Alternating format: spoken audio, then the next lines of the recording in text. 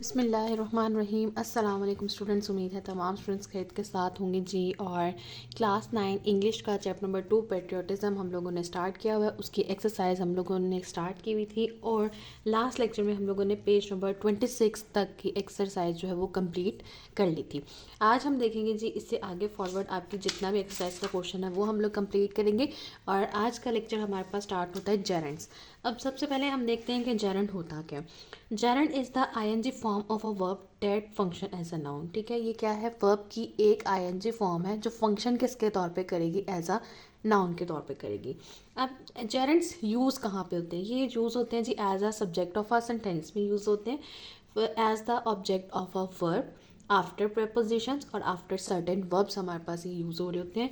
और in short इसको identify करने का जो हमारे पास तरीका होता है वो क्या होता है कि आईएनजी का उस वर्ड में ज़्यादा, उस सेंटेंस में आईएनजी के साथ जो वर्ड लगा होता है वो हमारे पास जेरेंट के तौर पे आइडेंटिफाई हो जाता है। नेक्स्ट हमारे पास आ जाता है इन्फिनेटिव। इन्फिनेटिव क्या है, इसको आइडेंटिफाई करने का तरीका क्या है कि आपके साथ जिस वर्ड के साथ टू लगा होता है वो वर्ड क्या कहलाता है जी, आपका इन्फिनेटिव कहलाता है। And infinitive is the base form of a verb preceded by two. तो टू का जो वर्ड है वो उसमें ऐड होता है।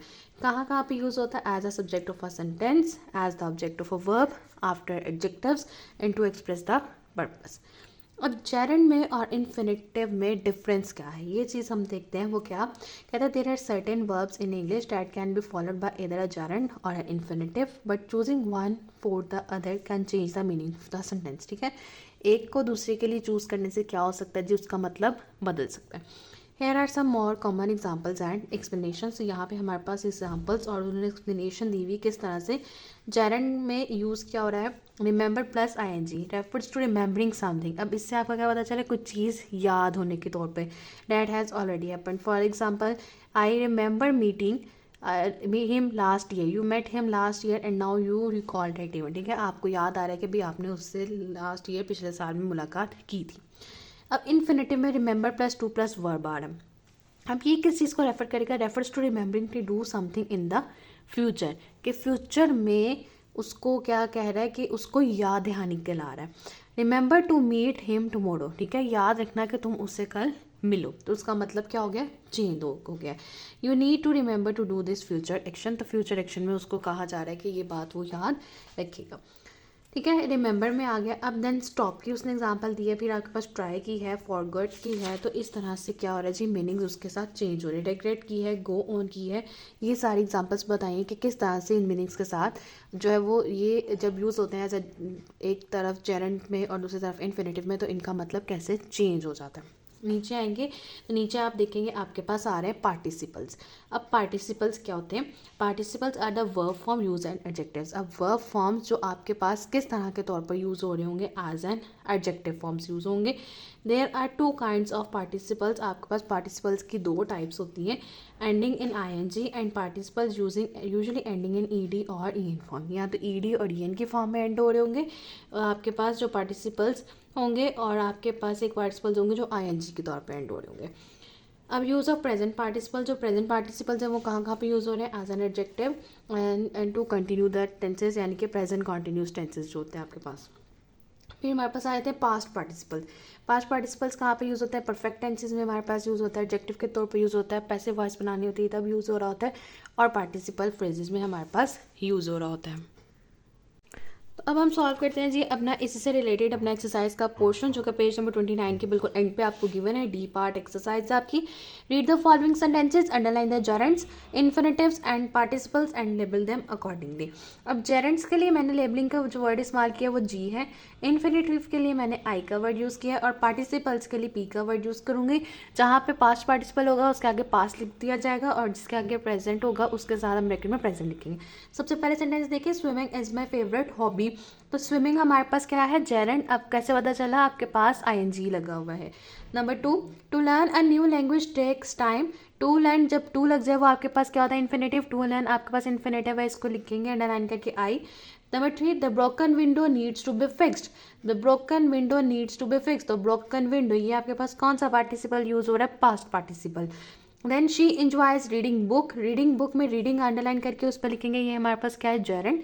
To travel around the world is my dream, to travel as a subject में हमारे पास टू का यूज हो रहा है, वो हमारे पास क्या है जी, infinitive. The running water creates a sweet sound, sweet running हमारे पास कौन सा है जी, पार्टिसिपल है, जेरेंड भी है, और ये हमारे पास किस लिए यूज हो रहा है, as a present participle. Next आ जाते हैं जी अपने पोर्शन की तरफ। ई पार्ट एक्सरसाइज है, transform the following base verbs into gerunds, infinitives and participles, use each form in a sentence. आपके पास बेस वर्ब्स कौन कौन से हैं, राइट, प्ले और ईट। इसको हम लोग सॉल्व करते हैं। इसको ऐसे सॉल्व करेंगे, हम लोगों ने बेस वर्ब आपके पास क्या दिया हुआ है, right, play and eat. As an gerund, as an infinitive and as a participle आपने इसको कन्वर्ट करना है। राइट को जेरेंड में किस तरह लिखेंगे, writing, to write, and participle में written and writing, present participle और पास्ट पार्टिसिपल दोनों के तौर पे। देन आपके पास क्या आ जाएगा, play, playing, to play, played और playing. Eat, eating, to eat, eaten और ईटिंग। अब हमने क्या बनाने हैं, इन सब वर्ड्स के सेंटेंसेस बनाने हैं। राइट का बनाते हैं सबसे पहले, जी से मुराद है कि जेरेंड का यूज़ किया, आई को से का मतलब होगा कि इन्फिनेटिव यूज़ किया, और पी से मतलब है कि पार्टिसिपल को यूज़ किया। राइट में सबसे पहला सेंटेंस बनाएंगे जेरेंड का, writing a diary helps improve creativity. Infinitive का कैसे बनेगा, she wants to write a novel. Participle, the written letter was full of emotions. Number 2 is play, gerund में कैसे लिखेंगे, playing football is fun. Infinitive में he loves to play the guitar. Participle, the kids were playing in the park. Eat, gerund, eating healthy food is important. Infinitive, she decided to eat more vegetables. Participle, the cake was already eaten before the party started. ये हो गया जी आपका E part exercise. F part में क्या है, write a short paragraph using at least two gerunds, two infinitives and two participles, highlight each gerund, infinitive and participle used in the paragraph. तो हम लोगों ने क्या करना है जी, पैराग्राफ लिखना है जिसमें जेरेंड्स भी हों, इन्फिनेटिव्स भी हों, पार्टिसिपल्स भी हों, और फिर हमने उनको क्या करना है जी, हाईलाइट भी करना है। तो स्टार्ट करते हैं जी अपना एफ पार्ट का portion.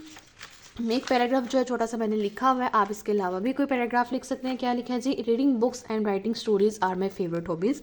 I always try to learn new words and improve my vocabulary. My goal is to become a great writer someday. The shining sun and the singing birds make my morning walks enjoyable. ठीक हो गया, ये हो गया हमारे पास एक छोटा सा पैराग्राफ। जेरेंड्स इसमें कौन कौन से हैं, रीडिंग और राइटिंग में मेरे पास जेरेंड्स हैं। इन्फिनेटिव्स में टू लर्न और टू बिकम है। पार्टिसिपल्स में शाइनिंग और सिंगिंग है। इसी के साथ जो है वो हमारे पास चैप्टर नंबर 2 पेट्रियोटिज्म की जो एक्सरसाइज है वो कंप्लीट हो जाती है। एफ पार्ट तक यानी कि पेज नंबर 30 तक, और कम्युनिकेशन और राइटिंग स्किल्स जो है वो हम लोग नहीं करेंगे क्योंकि ये हमारे पास इतनी इंपॉर्टेंट नहीं है। मुझे उम्मीद है कि आपको ये वीडियो जो है वो पसंद आई होगी और आपके लिए काफ़ी हेल्पफुल भी साबित रही होगी। लास्ट पे जाते हुए मेरी आप सबसे सिर्फ एक रिक्वेस्ट होती है कि काइंडली प्लीज़ चैनल को सब्सक्राइब कर दीजिए। वीडियो पसंद आए तो वीडियो को ज़रूर लाइक कीजिए और ज़्यादा से ज़्यादा शेयर कीजिए। Thank you.